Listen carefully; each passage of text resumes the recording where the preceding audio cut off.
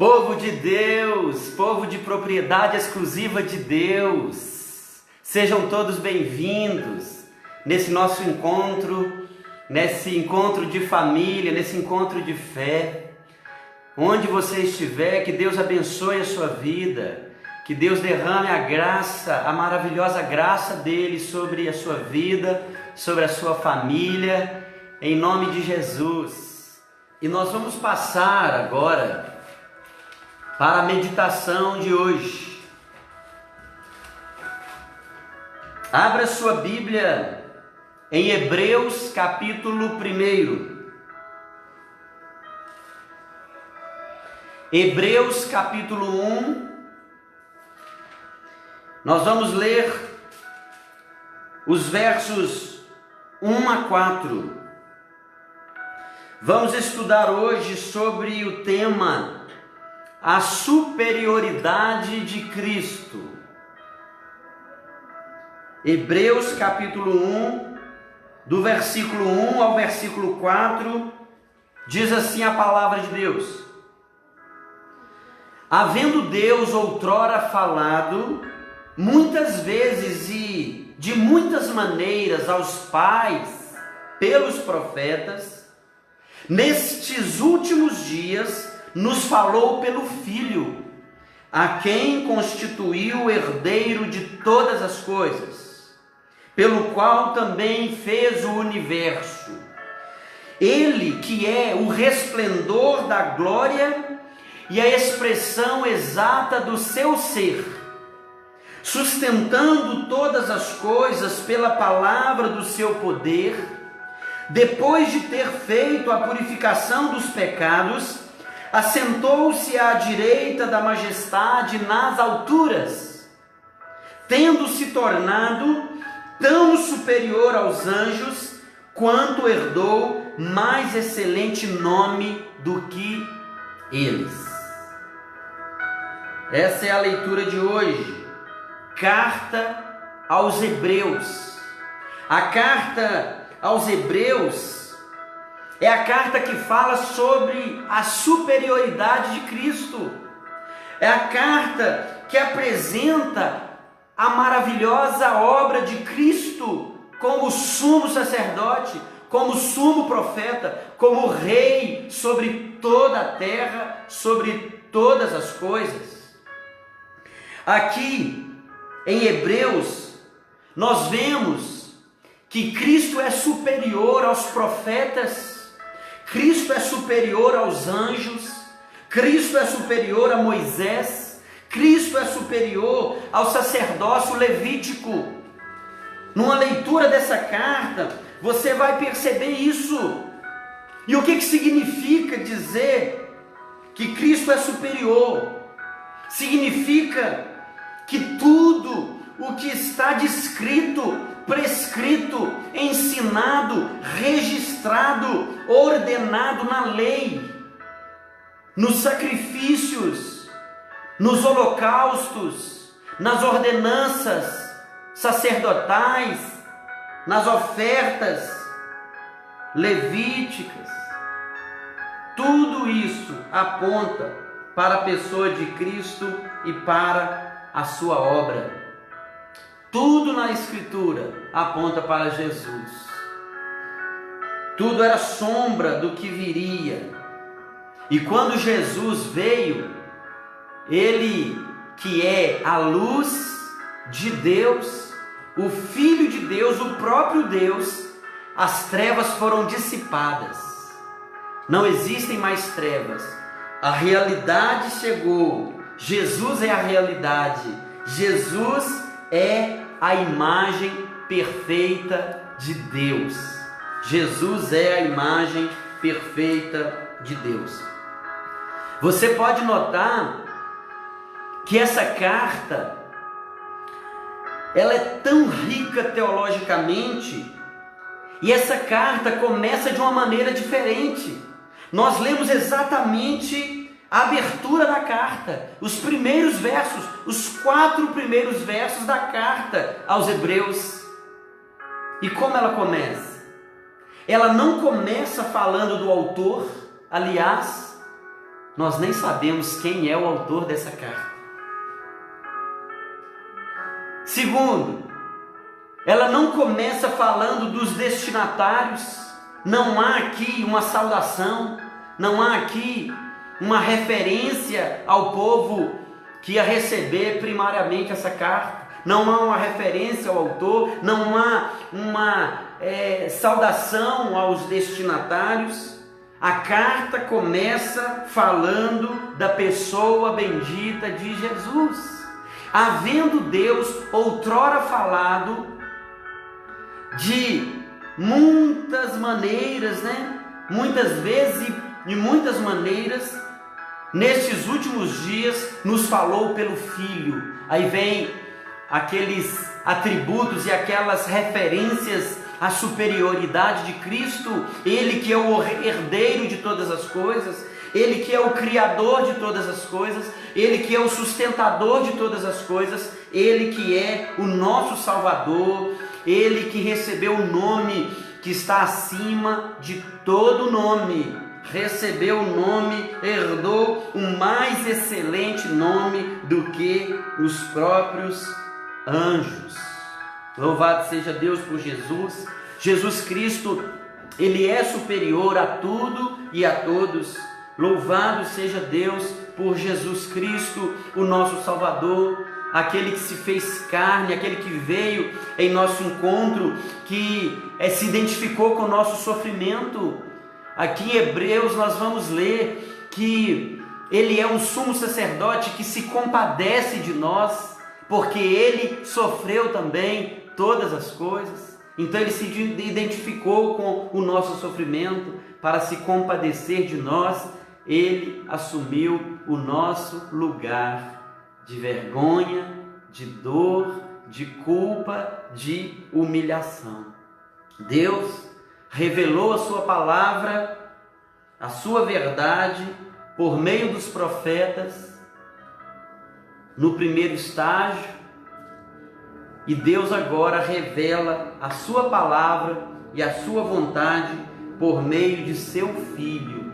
Ele é o sumo profeta, ele é profeta por excelência. Jesus Cristo é a revelação maior de Deus. Os profetas antes de Cristo profetizaram a respeito de Cristo. É isso que nós precisamos entender. O assunto das Escrituras é a pessoa de Jesus, do início ao fim, porque Ele é o Redentor da humanidade caída. Ele é o remédio para o pecado da humanidade. Ele é o Cordeiro de Deus que tira o pecado do mundo. Louvado seja Deus por Jesus. Falando de profetas, eu me lembrei de João, o Batista, o João Batista, que foi o último profeta antes de Jesus. Sabe o que ele diz? Lá no Evangelho de João, no capítulo 3, versículo 30, convém que ele cresça e que eu diminua. Quando perguntaram a João, tu és o Cristo? Tu és o enviado de Deus? Ele disse, não sou o Cristo. Ele confessou, não sou o Cristo. Aliás, eu não sou nem digno de desatar-lhe as correias das sandálias. Evangelho de João, capítulo 1, versículo 27. Eu não sou digno de desatar-lhe as correias das sandálias. Olha a grandeza dessa revelação e dessa confissão de João, o Batista, o último profeta nascido de mulher. Nessa carta, que vai apresentar a superioridade de Cristo, o autor começa dizendo: Deus se revelou completamente em seu Filho. Essa é a primeira lição do estudo de hoje. Deus se revelou completamente em seu Filho. É por isso que Ele é superior, porque Ele é a imagem de Deus. Como diz aqui, ele é a expressão exata do ser de Deus. Ele é o próprio Deus. A palavra de Deus diz que ele é a imagem do Deus invisível. Colossenses capítulo 1. Ele é o primogênito de toda a criação. Colossenses capítulo 1. Nele foram criadas todas as coisas, no céu, na terra, as visíveis, as invisíveis, sejam tronos, soberanias, reinos, tudo foi criado por meio dele. Sem ele, nada do que foi feito se fez. Evangelho de João, capítulo 1. Ele é antes de todas as coisas, nele tudo subsiste. Ele é o princípio e o fim, ele é o alfa e o ômega. Apocalipse diz essa verdade. As referências quanto à pessoa de Jesus, quanto à superioridade de Cristo, são abundantes nas Escrituras. O Filho é a última e completa revelação de Deus. Quem me vê a mim, vê o Pai, disse Jesus. Eu e o Pai somos um. Nele habita corporalmente toda a plenitude da divindade. O autor de Hebreus, para salientar a superioridade de Cristo, ele enfatiza a revelação completa de Deus em seu Filho, e não apenas isso, ele também mostra que Jesus é o Criador de todas as coisas, e portanto, superior aos profetas, superior aos anjos, havendo Deus outrora falado muitas vezes, de muitas maneiras, aos pais pelos profetas, nesses últimos dias nos falou pelo Filho, a quem constituiu o herdeiro de todas as coisas, pelo qual também fez o universo. Sem ele, nada do que foi feito se fez. Ele que é o resplendor da glória, ele que é a expressão exata do ser de Deus. Observe que ser aí está em letra maiúscula, sustentando todas as coisas pela palavra do seu poder. Ele não apenas criou, mas ele também sustenta todas as coisas pela palavra do seu poder. Depois de ter feito a purificação dos pecados, assentou-se à destra da majestade nas alturas, tendo se tornado tão superior aos anjos, quanto herdou o mais excelente nome do que eles. Jesus é o Criador, o herdeiro, o sustentador de todas as coisas. Olha aí no capítulo 11, versículo 3, também falando sobre a referência quanto a Jesus como Criador. Pela fé, entendemos que foi o universo formado pela palavra de Deus, de maneira que o visível veio a existir das coisas que não aparecem. A palavra de Deus aqui é o verbo de Deus, é o logos de Deus, é a mesma referência a João capítulo 1, versículo 1. No princípio era o verbo estava com Deus e o verbo era Deus. Todas as coisas foram criadas por meio dele, e sem ele nada do que foi feito se fez. Jesus é o sustentador, o Criador, o Senhor da terra, do céu e do mar. A Bíblia está repleta de referências quanto ao poder e à majestade de Cristo Jesus. Ele é superior às leis da natureza. A natureza lhe obedece. Lembra do hino Sossegai? Lembra que a referência desse hino é Marcos capítulo 5, quando os discípulos estão atravessando o mar e uma tempestade começa a tomar aquele navio e ele começa a se encher de água e Jesus está deitado num travesseiro, quietinho, dormindo, e os discípulos preocupados porque o barco estava a ponto de naufragar. Eles acordam Jesus, preocupados. O Senhor não importa, mestre, que pereçamos todos aqui? E Jesus então dá uma advertência neles, dá uma palavra dura para eles: homens de pequena fé, porque sois assim tímidos? E Jesus então vira para o mar e para as ondas e para o vento: calma, emudece, cala-te. E imediatamente o mar obedeceu.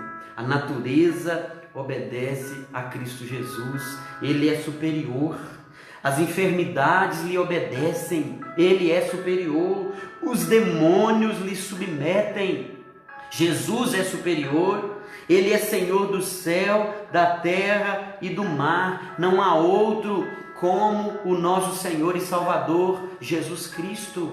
Não há outro como Ele. Em Isaías capítulo 9, no versículo 6, diz que Jesus recebeu grandioso e superior nome, descrito no versículo 6 como maravilhoso conselheiro, Deus forte, Pai da eternidade, príncipe da paz.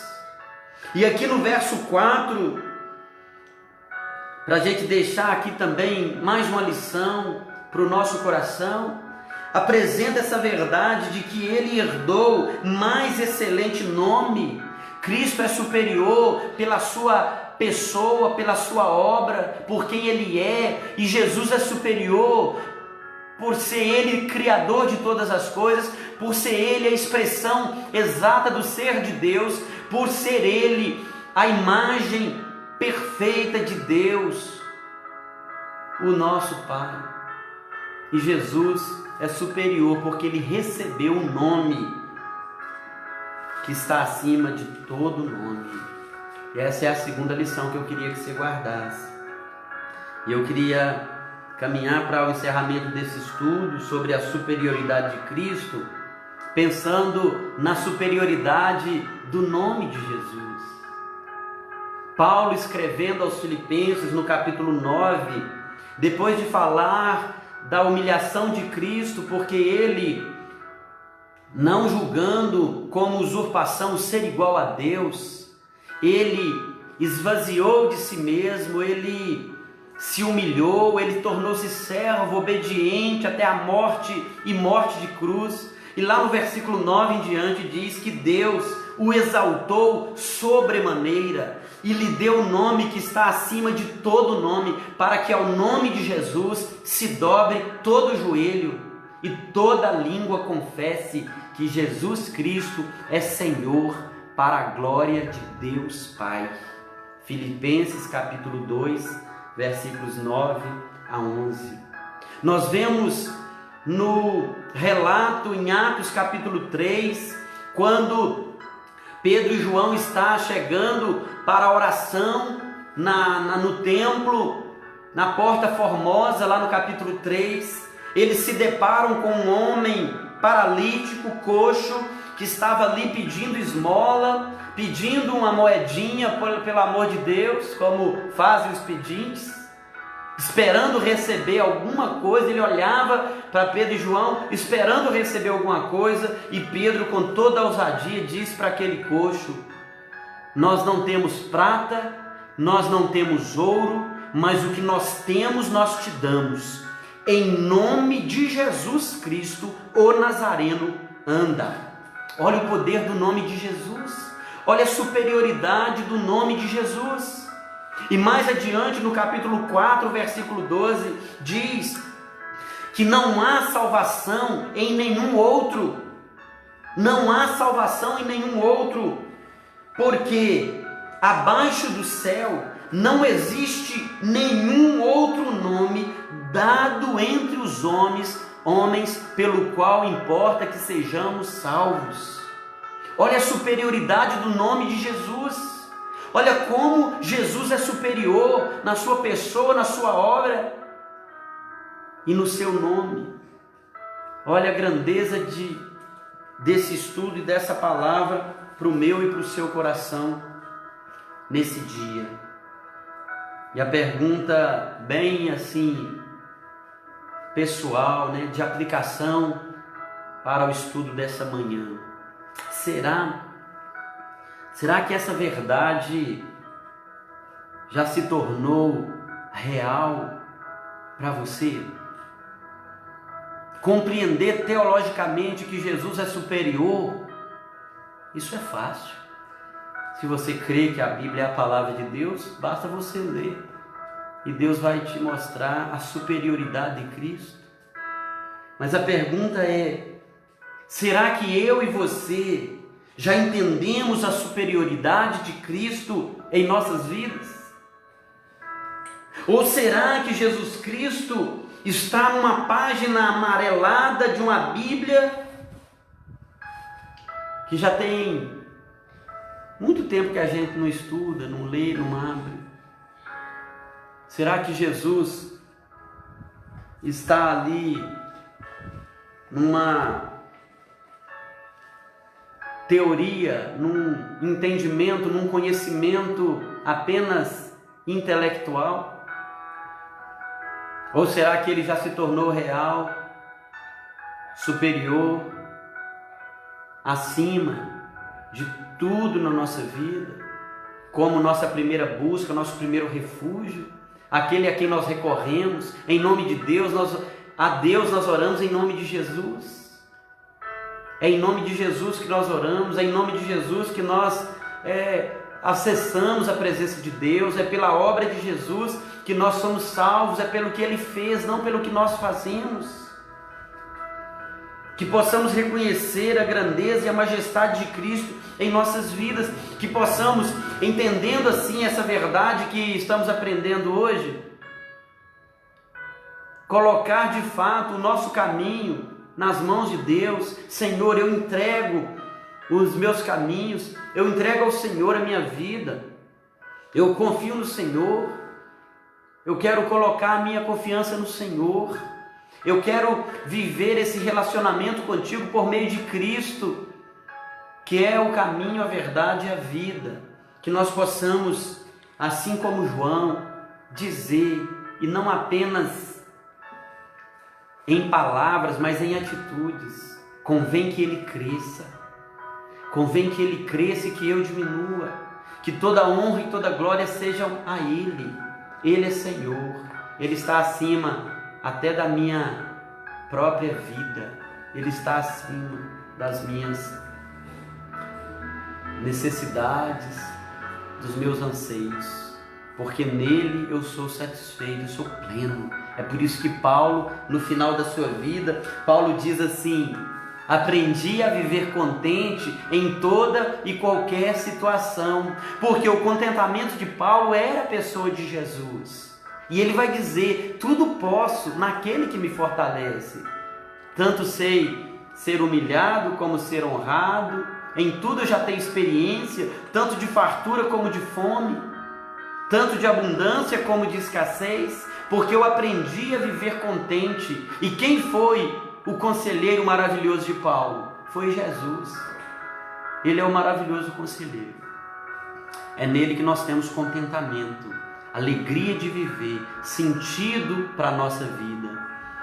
E que em nome de Jesus você possa também ter esse contentamento de encontrar em Cristo a alegria de viver. Ele é a nossa alegria. Jesus é a alegria das nações. Ele é o amado das nossas almas. É nele que nós encontramos a plena satisfação para vivermos. Amém?